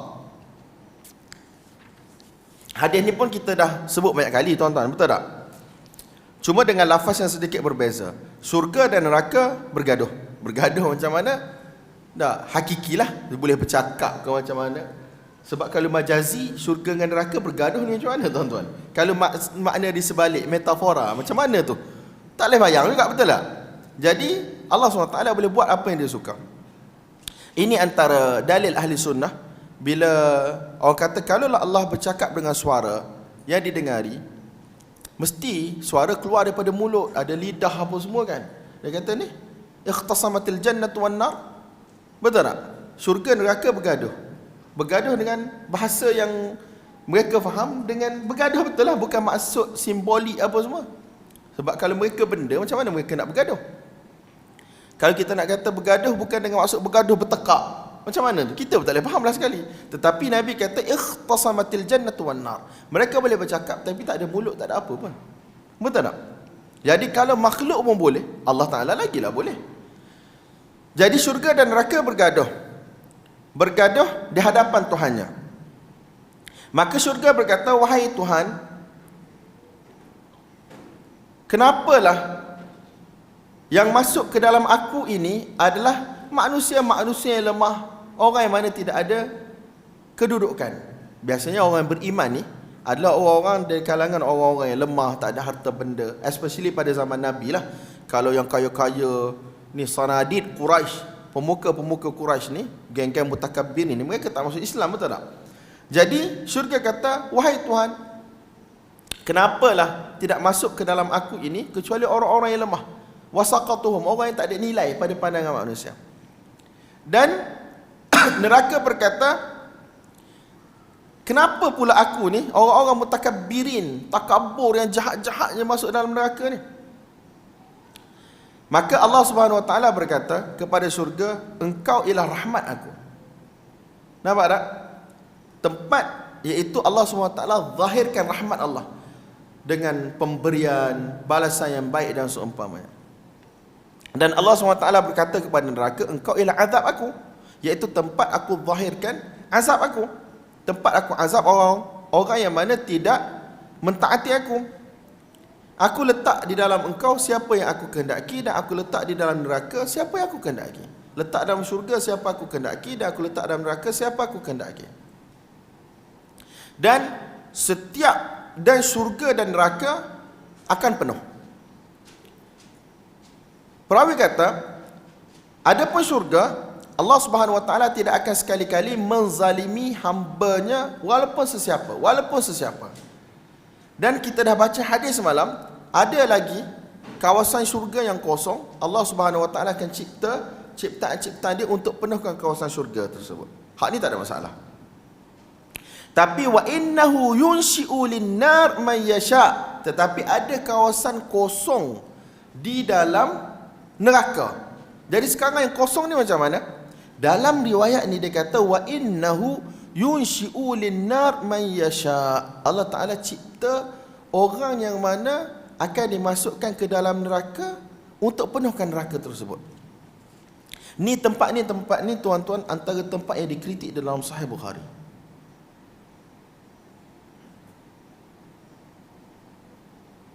Sebab takkanlah Allah Subhanahu Wa Taala nak zalimi orang yang tak buat dosa apa. Tiba-tiba dicipta pada waktu tersebut A, B, C, D untuk duduk dalam neraka. Nampak tak?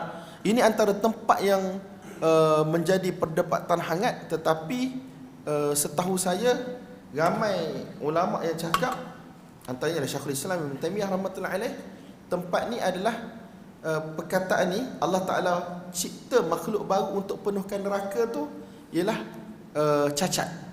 Dan Imam Bukhari masukkan dalam keadaan sedar, bukan tak sedar. Sebab dalam dua ayat sebelum ni tak ada pun sebut yang cipta makhluk-makhluk baru untuk penuhkan neraka ni.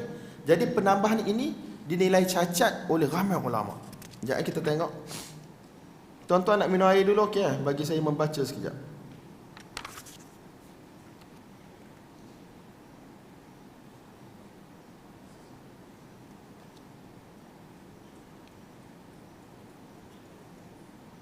Hadis nombor berapa 7449.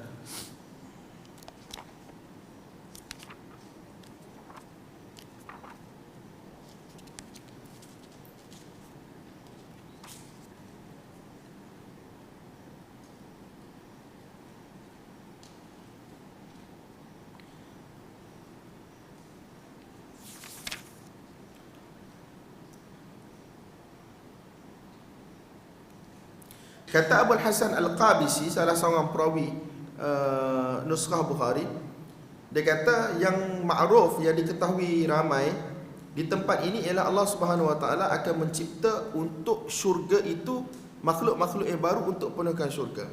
Adapun neraka, dia kata aku tak tahu mana-mana riwayat hadis yang kata Allah Subhanahu Wa Taala akan cipta makhluk-makhluk baru untuk masuk ke dalam neraka yang kosong itu. Yang ada riwayat Allah Subhanahu Wa Taala akan letakkan qadam Allah, yang qadam Allah, dan neraka akan mendekat, akan mengecut, sebagaimana kita dah sebut sebelum ni kan.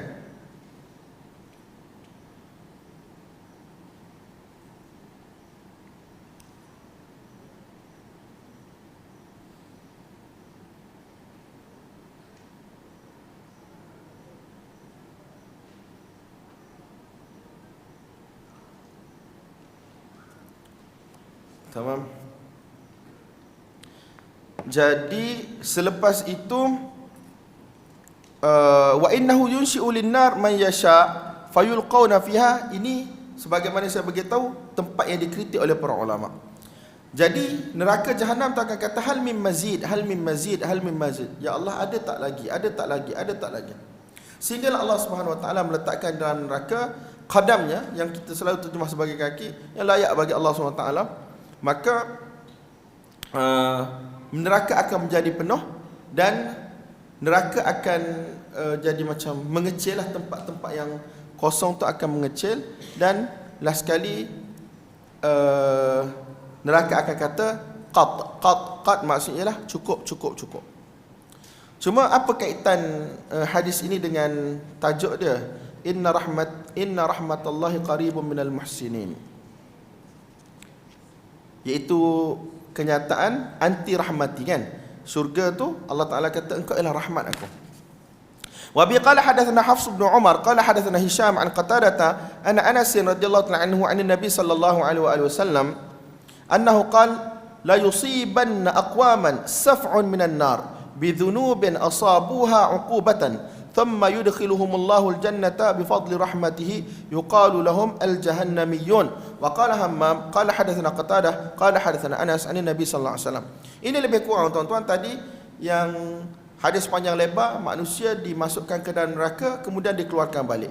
Jadi Nabi SAW kata akan ada orang yang mana diazab di dalam neraka Allah Subhanahu Wa Taala disebabkan oleh dosa-dosa mereka sebagai hukuman daripada pihak Allah. Tetapi selepas itu Allah SWT akan keluarkan mereka daripada neraka, masukkan mereka ke dalam syurga dengan fadli rahmati, dengan kelebihan rahmat Allah SWT. Kita masuk syurga tuan-tuan adalah dengan rahmat Allah SWT. Mereka ini dinamakan sebagai jahannamiyun, orang yang mana pernah pergi ke neraka jahanam. Bab qaulillahi ta'ala innallaha yumsikus samawati wal arda an tazula. Bab firman Allah SWT, Allah SWT lah yang telah menahan langit dan bumi daripada jatuh ataupun daripada runtuh. Wa bi qala hadatsana Musa qala hadatsana Abu Awanah anil A'mash an Ibrahim an Alqamah an Abdullah radhiyallahu ta'ala anhu annahu qala jaa habrun ila Rasulillah sallallahu alaihi wasallam faqala ya Muhammad innallaha yad'u as-samaa'a 'ala isba' wal arda 'ala isba' wal jibala 'ala isba' wash shajara wal anhara 'ala isba' wa sa'iral khalqi 'ala isba' thumma yaqulu bi yadihi ana al-maliku fadhahika Rasulullah sallallahu alaihi wasallam wa qala wa ma qadarullaha haqqa qadrihi. Kita dah baca semalam ni. Bab ma jaa fi takhliqis samawati wal ardi wa ghairihima minal khalaiq. Bab berkaitan riwayat-riwayat yang menceritakan tentang penciptaan langit dan juga bumi dan makhluk-makhluk yang lain selain daripada langit dan bumi. Kata Imam Bukhari wa huwa fi'lur rabbi tabaraka wa ta'ala wa amruh. Penciptaan ini ialah perbuatan Allah dan juga perintah Allah. Perintah Allah tu Allah kata kun. Nampak tak? Kemudian takhliq ialah Allah Taala ciptakan. Macam mana? Hak tu kita tak pernah tengok, kita tak pernah tahu. Ya sebagaimana kita bagi tahu sebelum ni, perkataan Allah mencipta, Allah mematikan, benda tu kita boleh faham. Kita tak berlaku orang kata perdebatan yang orang kata sepatutnya tak berlaku perdebatan yang panjang lebar sangatlah, sebab Allah mencipta, Allah mematikan, Allah menghidup, Allah mengurus, Allah mentadbir, tidak sebagaimana yang kita faham daripada mentadbirnya manusia atas dunia ni. Nampak tak tuan-tuan? Mentadbir manusia di dunia ni sibuk ke sana ke sini, ceramah, dak sign dokumen, ada ahli jawatan kuasa, mesyuarat. Allah Taala dia tak mentadbir macam tu. Tetapi Allah Taala dia kata kun fayakun, kata kun jadi.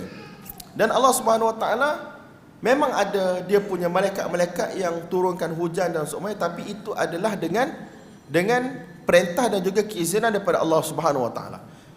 Jadi tuan-tuan, kecuali pada tempat-tempat yang mana datang hadis ataupun ayat Quran macam Allah Ta'ala kata Allah mencipta Nabi Adam dengan tangannya. Dalam setengah riwayat Allah tulis Taurat dengan tangannya. Jadi tempat-tempat tu kita kena berimanlah dengan cara yang layak bagi Allah SWT. Adapun kalau yang lain-lain kita tak cakap, Allah buat tu dengan cara mubasyarah. Mubasyarah ni Allah buat sendiri macam tu. Nampak tak tuan-tuan? Tuan-tuan faham tak faham tu? Faham insya-Allah. Tak payah fikir panjang lah. Babu ma ja'a fi takhliqis samawati wal ardi wa ghairihima minal khalaiq wa huwa fi'lur rabbi tabaraka wa ta'ala wa amruh. Far-rabbu bi sifatihi wa fi'lihi wa amrih. Tuhan ini dia ada sifat dia, dia ada perbuatan dia dan dia ada perintah dia. Wa huwal khaliq, dan dia Allah yang mencipta. Huwal mukawwinu, dan dia Allah SWT yang membentuk ciptaan dia. Ghairu makhluk, dan Allah ini bukan makhluk, bukan dicipta. Wa ma kana bi fi'lihi wa amrihi wa takhliqihi wa takwinihi fa huwa maf'ulun makhluqun mukawwan. Dan apa yang mana terhasil daripada perbuatan Allah, daripada perintah Allah dan ciptaan Allah dan bentuk